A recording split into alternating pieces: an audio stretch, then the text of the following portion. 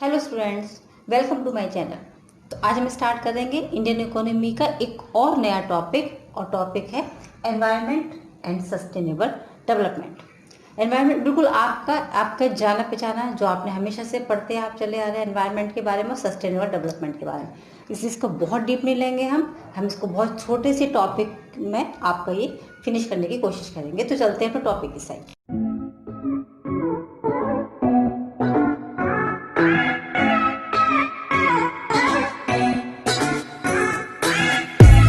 अब स्टार्ट करते हैं एनवायरनमेंट एंड।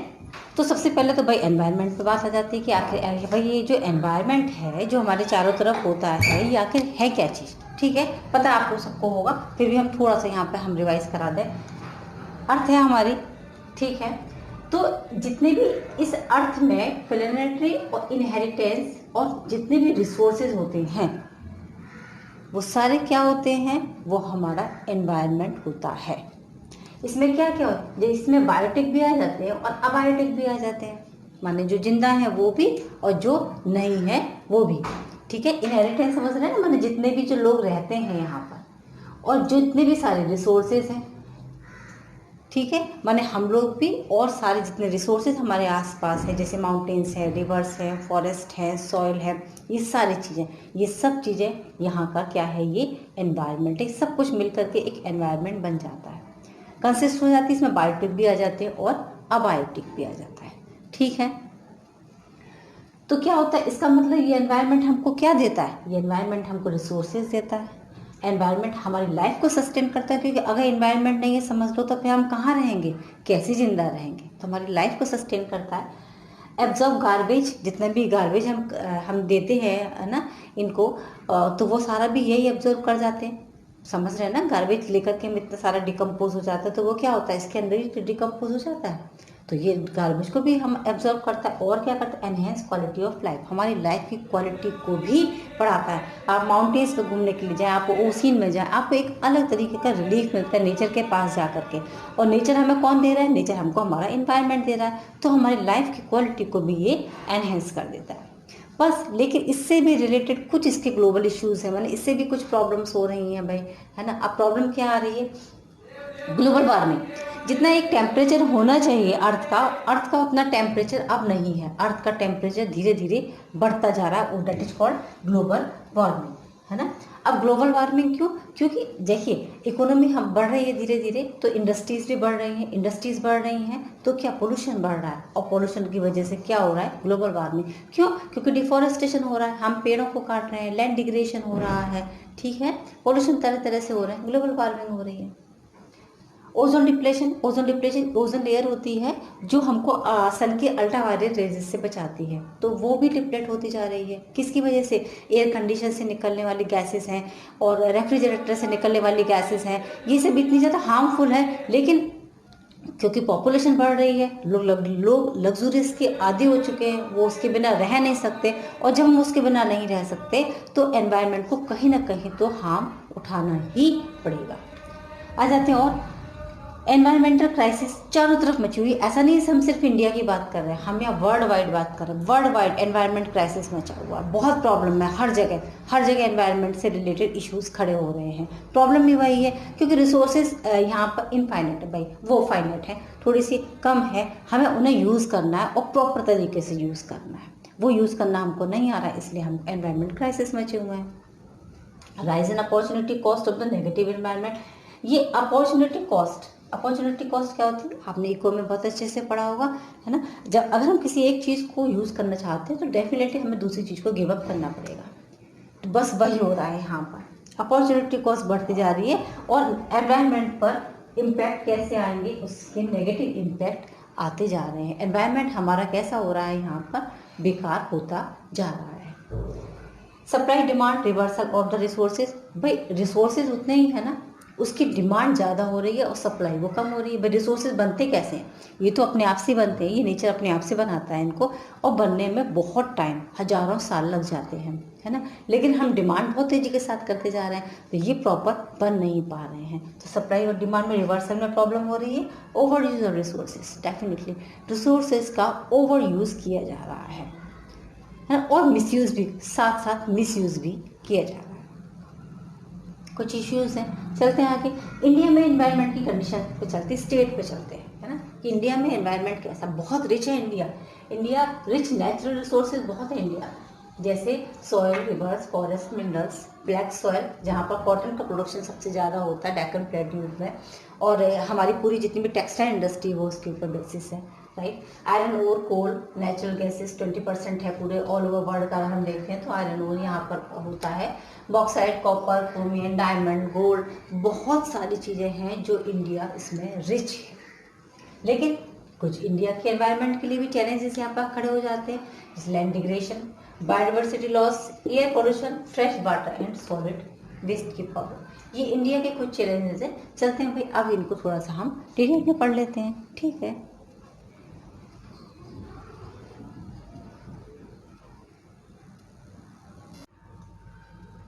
चलते हैं लैंड डिग्रेडेशन की साइड पे। लैंड डिग्रेडेशन, लैंड का उसकी जो फर्टिलिटी होती है उसका डाउन हो जाना। रीज़न बहुत सारे हैं, बस कुछ हमने रीज़न लिख दिए। डिफॉरेस्टेशन होना, डिफॉरेस्टेशन आप समझते हैं, है ना। इंडस्ट्रीज़ को आगे बढ़ाने के लिए फॉरेस्ट को अननेसेसरी कट डाउन करना। शिफ्टिंग कल्टीवेशन, यानी कि क्रॉप्स के बीच में रोटेशन करते रहना, बार बार क्रॉप्स को बदलते रहना। फॉरेस्ट फायर एक बार लग जाती है तो बहुत टाइम तक वो नहीं बुझती है, उसकी वजह से सॉइल कंजर्वेटिव मेजरमेंट उतने अप्रोप्रिएट नहीं है इंडिया में जितने होने चाहिए सॉइल को बचाने के लिए। Improper crop rotation, crop rotation अपना अच्छा नहीं है, जैसे रोटेशन होना चाहिए वैसा नहीं है। यूज़ ऑफ फर्टिलाइजर ज़्यादा यूज़ किया जाता है, पेस्टिसाइड्स को, फर्टिलाइजर्स को, उसकी वजह से भी लैंड डिग्रेड होती है। पॉवर्टी इसमें मेन रोल प्ले कर देती है। और आ जाते हैं बायोडाइवर्सिटी लॉस, तो जितना भी जो लाइव स्टॉक अपने यहाँ ज़्यादा है और लैंड एरिया बहुत कम है, उसकी वजह से आप डिफॉरेस्टेशन, इसमें दो मूवमेंट्स आए थे, एक चिपको मूवमेंट और एपिको मूवमेंट। चिपको मूवमेंट जैसे इसको ट्री हगर्स भी कहते थे। इस मूवमेंट में क्या हुआ था, लोगों ने पेड़ों को हक किया था, इसलिए कि इसीलिए उस मूवमेंट को चिपको मूवमेंट कहा गया था कि हम इस पेड़ को नहीं काटने देंगे, राइट। और इसमें क्या आ जाता है, सॉइल इरोजन। सॉइल इरोजन या शीट इरोजन भी कहा जाता है। इसमें सॉइल की अपर लेयर का वहाँ से हट जाना, उसका जितनी भी उसकी फर्टिलिटी है उसका वहाँ से हट जाना, that is called the soil erosion. Causes क्या हैं इसके, ये लैंड डिग्रेडेशन होता है तो उसके मेन कॉजेज क्या हो सकते हैं। कॉजेज ओवर पॉपुलेशन, पॉपुलेशन हमारी दिन पर दिन बढ़ती जा रही है, उसकी वजह से। और क्या जाता है, urbanisation. Urbanisation means rural area से लोग अर्बन एरिया में आते जा रहे हैं, इसकी वजह से पॉपुलेशन बढ़ रही है और पॉपुलेशन की वजह से पोल्यूशन बढ़ रहा है। हाई यील्डिंग सीड्स जो डाले जा रहे हैं वो किस लिए डाले जा रहे हैं, यील्ड ज़्यादा चाहिए, प्रोडक्शन ज़्यादा चाहिए। और प्रोडक्शन ज़्यादा किन सीड से होता है, जिसमें पेस्टिसाइड्स या फिर केमिकल्स यूज़ किए जाते हैं, जिससे जो सॉइल की फर्टिलिटी होती है वो धीरे धीरे कम हो जाती है। और आ जाते हैं राइज इन इकोनॉमिक एक्टिविटी, ये मेन चीज़ है, इसी की वजह से सब कुछ हो रहा है, क्योंकि इकोनॉमिक एक्टिविटीज़ हमारी बढ़ती जा रही हैं और उसकी वजह से हमारा एनवायरनमेंट धीरे धीरे, एनवायरनमेंट की जो क्वालिटी है वो डाउन होती जा रही है, राइट। हाउ टू सॉल्व, कैसे सॉल्व करेंगे, ये प्रॉब्लम इतनी सारी हमारे सामने आ गई तो सॉल्व करने के लिए भी तो हमारे पास कुछ ना कुछ तरीके हैं। हाँ डेफिनेटली है। मेन प्रॉब्लम पॉपुलेशन को कंट्रोल करेंगे।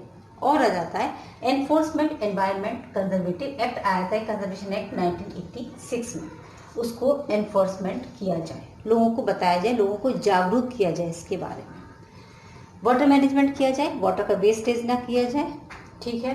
Control of agriculture and the industrial pollution, ये पता है कि जितना भी एग्रीकल्चर और इंडस्ट्रियल जो पॉल्यूशन है उसको कंट्रोल करेंगे, ठीक है। वहाँ से निकलने वाला जो भी, अगर चिमनी से निकलने वाला धुआं है तो उसे, है ना, और या फिर उस वाटर का जो पॉल्यूशन रहता है वो।